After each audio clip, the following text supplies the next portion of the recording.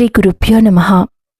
యంత్రంలో సాధన చేయకపోయినా సౌందర్యలహరి శ్లోకాలను రోజులో ఇన్నిసార్లు పారాయణ చేయాలని నియమంగా పెట్టుకుని పారాయణ చేస్తూ ఉండేవారికి అమ్మవారి కృప వలన మంచి ఫలితాలు లభిస్తాయి.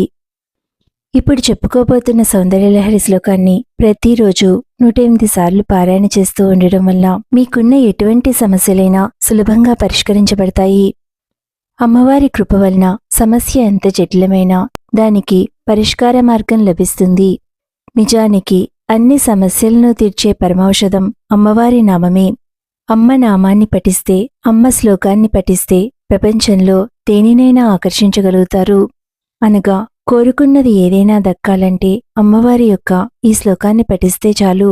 విద్య, ఆరోగ్యము, కోరుకున్న వ్యక్తితో వివాహము, సంపద, జీవితంలో ప్రతి స్థాయిలో ఆనందము, సత్సంతానము, ఇలా ప్రతి ఒక్క కోరికను సాధించే అద్భుతమైన సాధనము ఆదిశంకర్లు రచించిన అమ్మవారి సౌందర్యలహరి.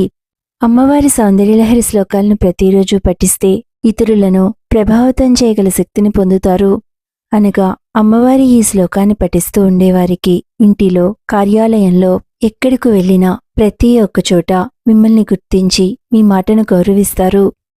రాహుమహాదశ నడుస్తున్నవారు, జాతక చక్రంలో రాహుగ్రహ స్థితి బాగా లేనివారు ఈ శ్లోకాన్ని ప్రతినిత్యం పఠిస్తే సానుకూల పరిస్థితులు ఏర్పడతాయి. జాతకుడు ఆరుద్ర, స్వాతి, శతభిష నక్షత్రాలలో పుట్టి ఉంటే ఈ శ్లోకాన్ని పారాయణ చేసుకోవడం వలన సానుకూల శక్తిని పొందవచ్చు. అమ్మవారి ముందు దీపాన్ని వెలిగించి అమ్మకు ఎర్రని, తెల్లని, పసుపు రంగు పూలను సమర్పించాలి. అమ్మవారికి పాలపిండిని నైవేద్యంగా సమర్పించాలి. తల్లి కమలం వంటి పాదాలపై ఉన్న అతి చిన్న ధూళికణాల సహాయంతో విరించి, అనగా బ్రహ్మదేవుడు వివిధ రకాలైన ప్రపంచాలను సృష్టిస్తాడు. శౌరి ఈ ప్రపంచాలను తన 1000 తలలపై గొప్ప ప్రయత్నంతో మోస్తాడు.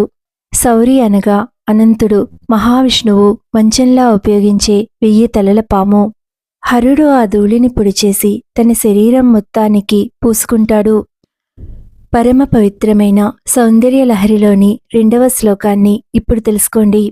తనీయాంసం పాంసుం తవ చరణ పంకేరుహభవం విరించి సంచిన్వన్విరచయతి లోకానవికలం వహత్యేనం సౌరిః కథమపి సహస్రేణ శిరసాం హర సంక్షుద్యైనం భజతి భసితోద్ధూలన విధిం.